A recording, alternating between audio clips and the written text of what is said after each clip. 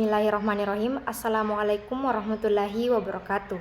Perkenalkan, saya atas nama Fitri Marsalinda selaku pemateri pertama. Di sini saya akan memaparkan materi yang berjudul Demokrasi Pendidikan. Pengertian demokrasi pendidikan.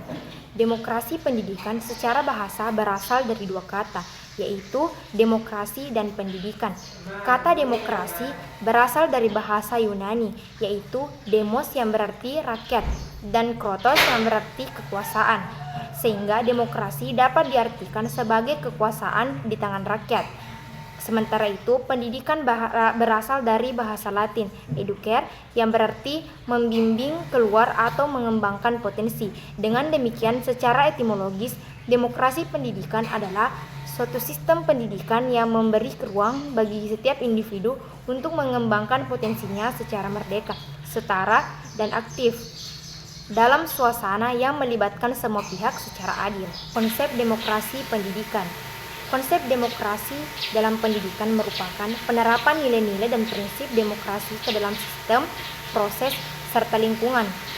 Dalam konteks ini, pendidikan tidak hanya berfungsi untuk mentransfer ilmu pengetahuan, tetapi juga menjadi sarana pembentukan karakter warga negara yang berpikir kritis, bertanggung jawab, toleran, dan aktif dalam kehidupan masyarakat. Adapun tujuan konsep demokrasi dalam pendidikan, yang pertama yaitu demokrasi terbentuknya individu yang mandiri, kritis, dan mampu mengambil keputusan. Yang kedua, menumbuhkan sikap toleransi, saling menghargai, dan kerjasama. Yang ketiga, mewujudkan pendidikan yang berorientasi pada hak asasi manusia dan keadilan sosial. Yang keempat, menyiapkan peserta didik agar mampu berperan aktif sebagai warga negara demokratis di masyarakat. Adapun penerapan konsep demokrasi pendidikan yaitu yang pertama, memberikan ruang diskusi dan debat dalam proses pembelajaran.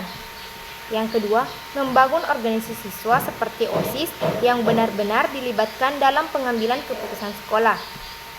Yang ketiga, mengembangkan metode pembelajaran yang interaktif dan partisipatif, seperti pembelajaran berbasis proyek atau kolaboratif.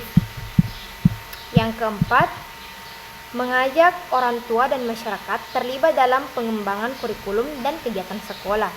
Yang kelima, menegakkan transparansi dan akuntabilitas dalam manajemen pendidikan. Adapun tantangan dalam penerapan demokrasi pendidikan ini, yang pertama, budaya pendidikan yang masih otoriter dan berbasis hafalan. Yang kedua, kesenjangan akses pendidikan terutama di daerah. Yang ketiga, kurangnya pelatihan guru untuk menerapkan pendekatan demokratis. Yang keempat, sistem orientasi pada ujian dan nilai akademik semata. Selanjutnya, prinsip demokrasi dalam pendidikan. Berikut prinsip-prinsip dalam demokrasi pendidikan. Yang pertama, kesetaraan atau equality. Yang kedua, kebebasan berpendapat dan berekspresi. Yang ketiga, partisipasi aktif. Yang keempat, keadilan atau justisi. Yang kelima, toleransi dan penghargaan terhadap keberagaman. Yang keenam, transparansi dan akuntabilitas. Yang ketujuh, dialog dan musyawarah. Yang kedelapan, kemandirian dan bertanggung jawab. Selanjutnya, sejarah dan perkembangan demokrasi pendidikan di Indonesia. Sejarah demokrasi pendidikan di Indonesia berakar dari perjuangan kemerdekaan dan pembentukan negara yang berlandaskan Pancasila dan UUD 1945. Pasal-pasal dalam UUD 1945 menegaskan hak setiap warga negara untuk memperoleh pendidikan yang adil dan merata. Pendidikan di Indonesia diarahkan tidak hanya untuk mencerdaskan kehidupan bangsa secara intelektual, tetapi juga membentuk karakter warga negara yang demokratis, berkeadilan, dan bertanggung jawab. Namun, perjalanan demokrasi pendidikan di Indonesia juga diwarnai tantangan seperti budaya sekolah yang masih otoriter dan sistem pendidikan yang sangat berorientasi pada nilai akademik. Meskipun demikian, upaya terus dilakukan melalui reformasi pendidikan, desentralisasi, dan program pendidikan inklusif yang bertujuan memperkuat partisipasi masyarakat dalam berpendidikan.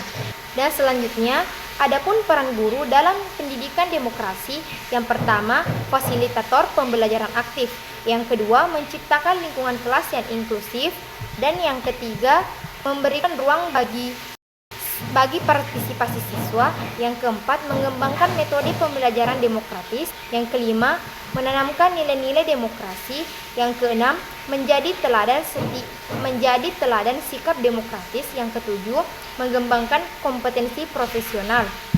Adapun peran peserta didik dalam demokrasi pendidikan, yang pertama, sebagai subjek aktif dalam pembelajaran, yang kedua, berpartisipasi dalam pengambilan keputusan, yang ketiga, pengembangan sikap kritis dan mandiri, yang keempat, menghargai perbedaan dan pengamalan toleransi, yang kelima, berperan dalam organisasi dan kegiatan sekolah, yang keenam, mengembangkan keterampilan sosial dan emosional, yang ketujuh, menjadi warga sekolah yang bertanggung jawab.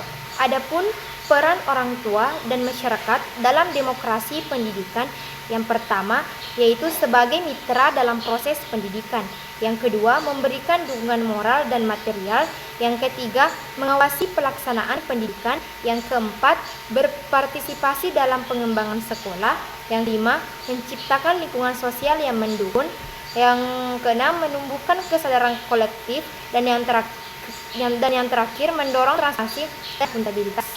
Dan adapun dampak demokrasi pendidikan terhadap perkembangan karakter peserta didik, yang pertama yaitu menumbuhkan sikap mandiri dan bertanggung jawab, yang kedua, mengembangkan sikap kritis dan kreatif, yang ketiga, melatih kemampuan berkomunikasi dan bekerja sama, yang keempat, menanamkan nilai toleransi dan penghargaan terhadap keberagaman, yang kelima, mendorong kesadaran keadilan dan empati, yang keenam, meningkatkan rasa percaya diri dan keberanian mengambil risiko, yang ketujuh, mengembangkan etika dan moral yang baik, dan yang terakhir, menyiapkan peserta didik sebagai warga negara yang aktif dan bertanggung jawab.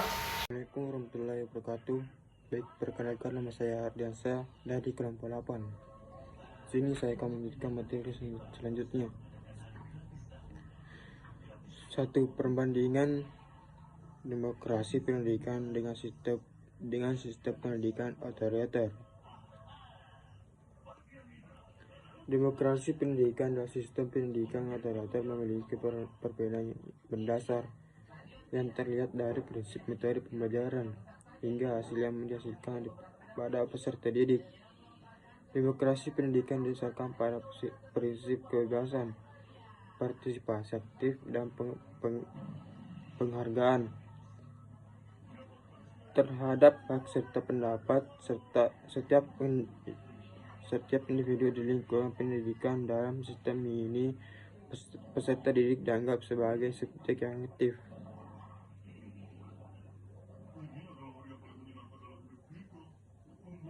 Sebaliknya, pendidikan otoriter menempatkan guru sebagai pihak yang memiliki otoritas penuh yang mengendalikan proses belajar mengajar.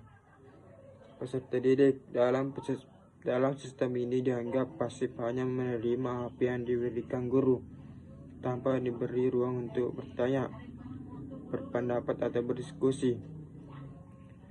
Metode pembelajaran dalam demokrasi pendidikan bersifat interaktif dan berpartisipasi. Guru berperan sebagai fasilitator yang membimbing siswa agar aktif berdiskusi, berpikir kritis, dan mengerjakan tugas secara kolaboratif.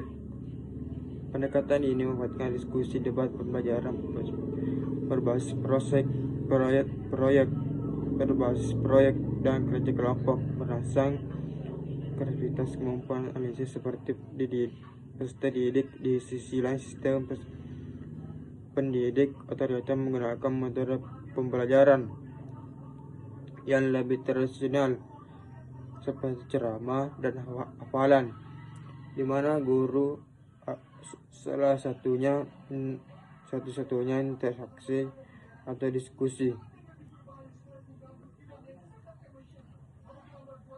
Kendala dan solusi dalam mewujudkan demokrasi pendidikan di Indonesia.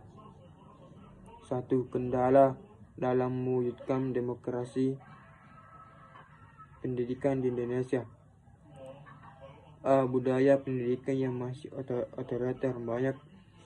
Banyak lembaga pendidikan di Indonesia masih menerapkan sistem pembelajaran yang bersifat otoriter, di mana guru dianggap sebagai satu-satunya sumber pengetahuan.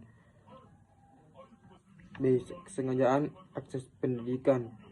Perbedaan kualitas guru dan sarana pembelajaran antara daerah perkotaan dan terpencil masih sangat besar. Kesengajaan ini menyebabkan sulitnya penerapan konsep demokrasi pendidikan secara merata.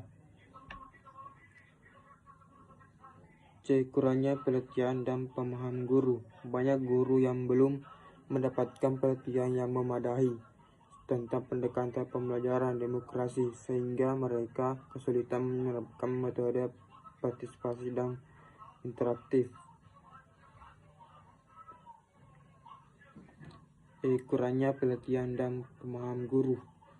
Banyak guru yang belum mendapatkan pelatihan yang memadai tentang pendekatan pembelajaran demokratif, sehingga mereka kesulitan menerapkan metode partisipasi dan interaktif.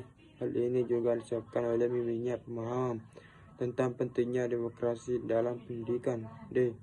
Sistem pendidikan yang berorientasi pada ujian dan nilai akademik. Nilai akademik seringkali membuat proses pembelajaran menjadi kaku dan merintis guru